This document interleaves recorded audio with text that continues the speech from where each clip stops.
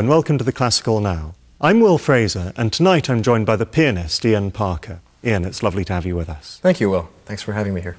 Most of the time we start off sitting on sofas and chairs, but today we're going to start here at the piano because Ian is going to demonstrate where some of the famous themes from classical music actually come from. Ian, over to you. Well, the one theme that I really love to talk about all the time is the one that's most borrowed, I'd like to say more than stolen, and that's one of the caprices by the violinist Paganini. And Paganini wrote 24 of these caprices, but it's always the 24th one that composers seem to borrow, and that's this one. And it is a very catchy tune, and I can understand why composers choose it. And what most often happens with this melody is a set of variations will follow once it's stated. Composers such as Brahms, Rachmaninoff, Liszt, they've all borrowed this melody and have written many variations on that. But I want to take the example of Rachmaninoff's because it's the most, I think, popular one because it's written with piano and orchestra. And when it comes to one of the most popular variation, it was the number 18. And that's this melody, which we often hear.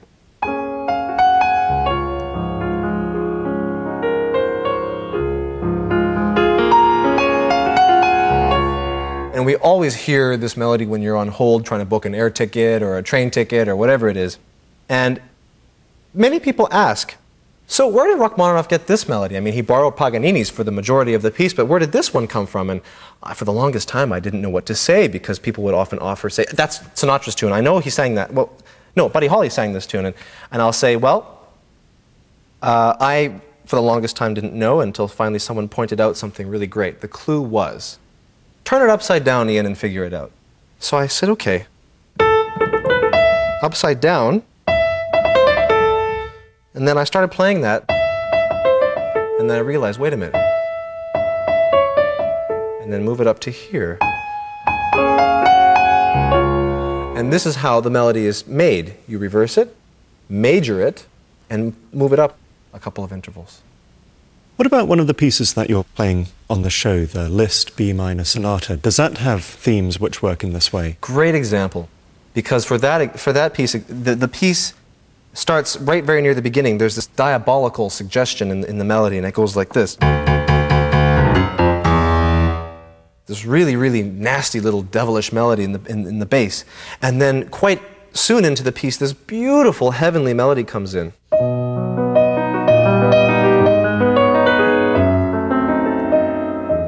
And, you know, these are two completely different melodies, and they're so beautiful. And then my professor again said to me, how are these two melodies related? I said, okay, come on, this has nothing to do with...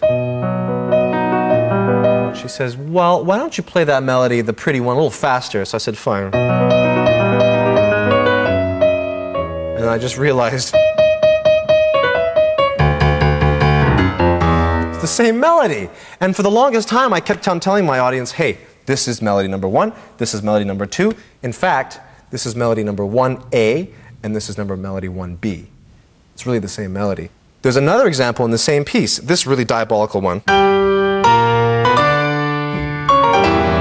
A really nasty melody, as you can tell. And it's related, if you hear this beautiful melody, which sounds like flutter, but if you really point out the key melody,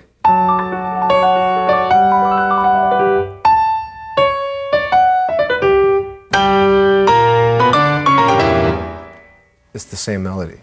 So really you've got two motives to this sonata, but in fact 4, but they're really a mirror image of the first two. Very clever. Liszt has a reputation for being a composer who's all style and no substance. Does this demonstration that you've shown us prove the contrary? Well, when you're a pianist like him who has the ability to pull off some of the music that he wrote, why not be a flashy composer and pianist? But with examples like this, I mean, it really shows that the composer is a genius and has the ability to really show some of the most tender moments from some of the most intense moments.